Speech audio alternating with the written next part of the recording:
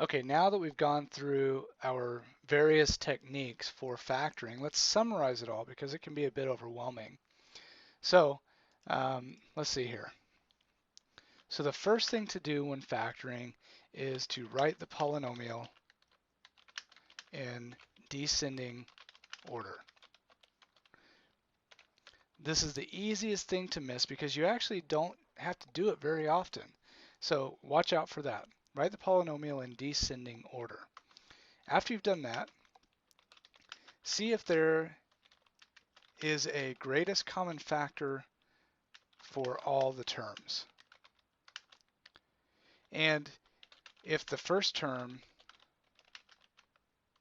let's say this a little differently. Factor out the GCF if there is one. Now 1, the number 1, is always a common factor. So if that's all there is, you don't have to factor it out. It has no effect at all on the polynomial. So factor out the GCF if there is one. Remember, if the first term is negative, if the leading term is negative, factor out the negative GCF. Okay? So first thing, descending order. Second thing, GCF. The third thing is now factor the polynomial that remains. And you do that by counting the number of terms. If there are 4 terms that remain,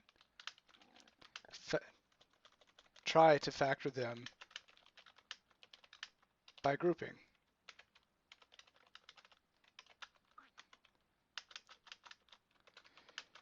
If there are 3 terms, trinomial,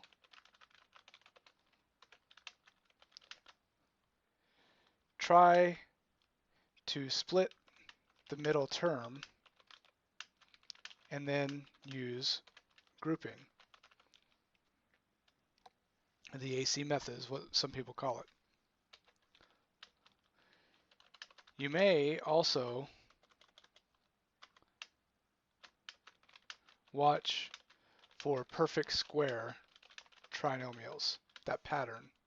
Let's say that. Watch for the perfect square trinomial pattern.